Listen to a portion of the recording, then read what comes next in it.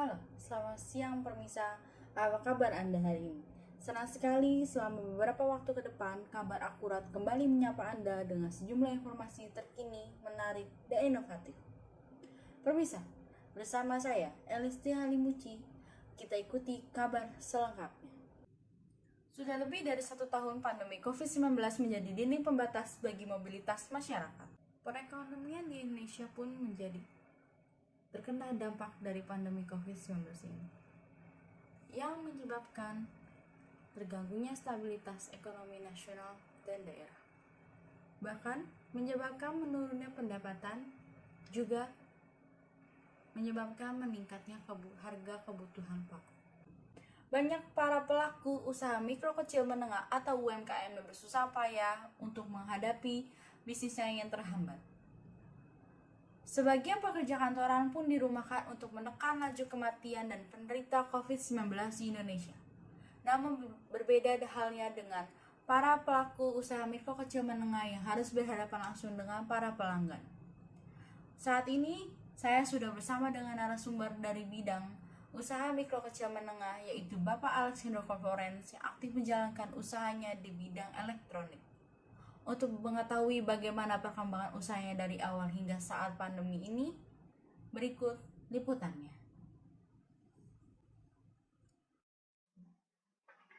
Halo, selamat siang Bapak Alex. Apa kabar?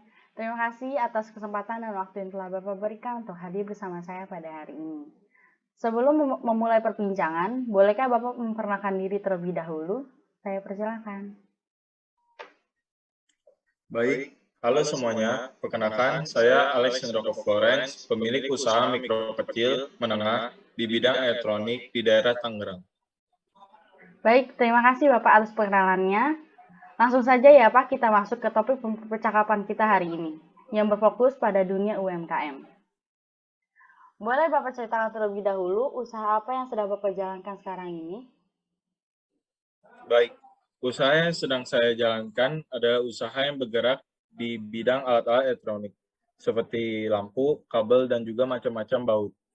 Bernama Harco Electric. Usaha ini telah berdiri cukup lama dan sudah memiliki banyak pelanggan. Barang-barang yang kami sediakan pun merupakan barang-barang dengan produk yang memiliki kualitas tinggi. Baik, lalu sudah berapa lama usaha Bapak ini berdiri? Harco Electric ini sudah berdiri selama 22 tahun sejak tahun 2000. Oh, sudah lama sekali ya Pak. Hebat sekali, sudah hampir 20 tahun dan masih bertahan sampai sekarang. Lalu, apakah usaha ini Bapak yang dirikan sendiri atau memang sebelumnya sudah ada yang mendirikannya? Sebelumnya usaha ini sudah didirikan oleh almarhum ayah saya. Namun saya pun sudah mengerti bagaimana cara jalan usaha ini. Maka semenjak ayah saya meninggal, saya melanjutkan usahanya hingga saat ini. Jadi hingga saat ini Bapak yang melanjutkannya sendiri ya. Lalu kenapa Bapak memilih menjalankan usaha ini di tengah pandemi seperti ini? Karena usaha ini sudah berjalan lama, jadi sayang untuk ditinggalkan bagi saya. Usaha ini juga memastikan untuk kedepannya, karena banyak orang-orang yang membutuhkan alat-alat listrik. Usaha ini pun sudah dikenal oleh banyak orang. Kalau tutup begitu saja sangat disayangkan sekali.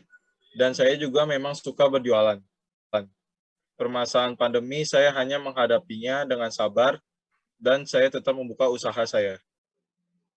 Baik, jadi walaupun di tengah pandemi seperti ini, Bapak tetap menjalankan usaha Bapak ya. Tapi apakah sebelumnya Bapak pernah menjalani profesi lain?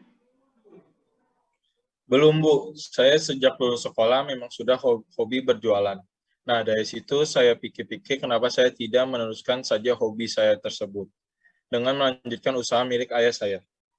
Namun, kenapa Bapak tidak memilih untuk bekerja di perusahaan yang memiliki gaji lebih besar? Tidak ada alasan khusus untuk saya memilih berdagang daripada bekerja di perusahaan. Alasan paling masuk akal yang bisa saya berikan, ya karena saya bahagia menjalani profesi ini. Itu saja. Jadi bisa dibilang Bapak ini sudah nyaman dengan profesi Bapak ini ya yang sekarang ini.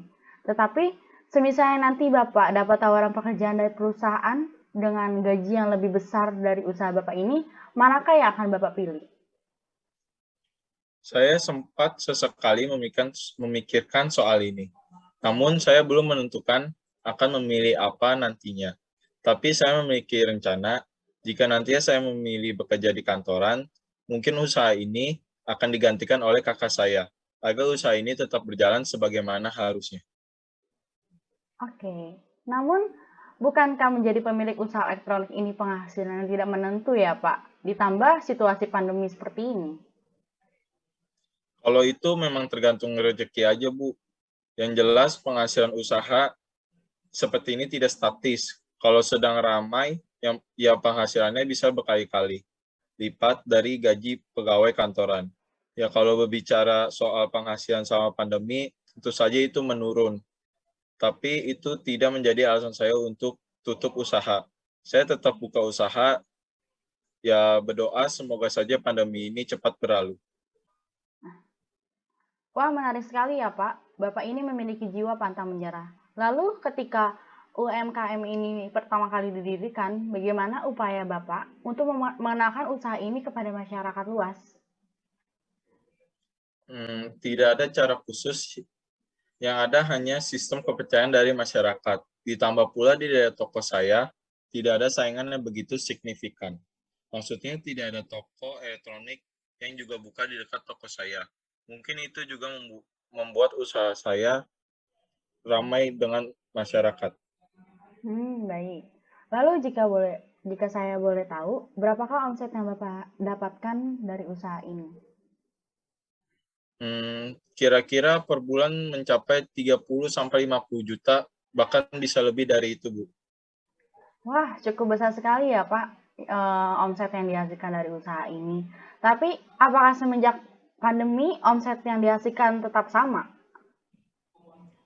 Oh, tentu tidak. Pelanggan saya menurun, toko saya menjadi sepi. Penghasilan saya juga tidak banyak seperti biasanya, Bu. Berarti penghasilannya menurun sekali ya Pak. Lalu apakah yang Bapak lakukan untuk mengatasi hal tersebut? Saya tetap membuka usaha saya setiap hari, tidak menyerah walaupun sepi pelanggan. Lagi pula usaha saya juga tidak memerlukan modal setiap harinya. Modal hanya diperlukan ketika saya ingin mengisi stok barang yang kosong. Itu pun tidak setiap hari. Jadi walaupun pelanggan menurun, saya tetap buka toko setiap hari. Ya setidaknya bisa menambah sedikit-sedikit penghasilan usaha saya. Baik, ini adalah pertanyaan terakhir yang akan saya tanyakan. Hal yang ingin saya tanyakan ini adalah hal yang tidak menutup kemungkinan akan terjadi. Baik, pertanyaan saya adalah apa langkah yang akan Bapak ambil jika usaha yang Bapak jalankan sekarang ini harus tutup karena pandemi COVID-19? Ada dua kemungkinan. Yang pertama, mungkin saya akan bekerja di kantoran, ataupun saya mencoba membuka usaha baru lagi. Yang mulai dari usaha kecil-kecilan lagi seperti awal pada toko saya saat ini. Oke, baik Pak, saya mengerti. Tadi adalah pertanyaan terakhir saya untuk Bapak. Terima kasih untuk waktu dan kesempatan yang telah Bapak berikan. Semoga usaha Bapak selalu lancar dan semakin maju ya Pak di tengah pandemi seperti ini. Sekali lagi, Amin. terima kasih banyak Sama-sama, Bu. Bapak. Saat ini, setidaknya ada 6,3 juta pelaku usaha mikro kecil menengah atau UMKM yang terkena dampak pandemi COVID-19. Penghasilan mereka merosot drastis sehingga mengancam keberlangsungan usahanya. Kementerian Koperasi dan UKM pun telah melakukan berbagai cara untuk mendorong peningkatan dan perkembangan produk UMKM di Indonesia. Upaya pemerintah untuk mengatasi dampak pandemi COVID-19 melalui program pemulihan ekonomi terus dilakukan. Maka dari itu, marilah kita bersama-sama berdoa supaya pandemi COVID-19 ini segera usai, sehingga perekonomian di Indonesia kembali berjalan lancar dan UMKM bisa kembali bangkit. Pemirsa, informasi tadi mengakhiri perjumpaan kita di kabar akurat hari ini. Saya Elistia Libuci, mewakili seluruh kerabat kerja yang bertugas, mengucapkan terima kasih atas kebersamaan Anda. Saksikan terus kabar akurat dan sampai jumpa.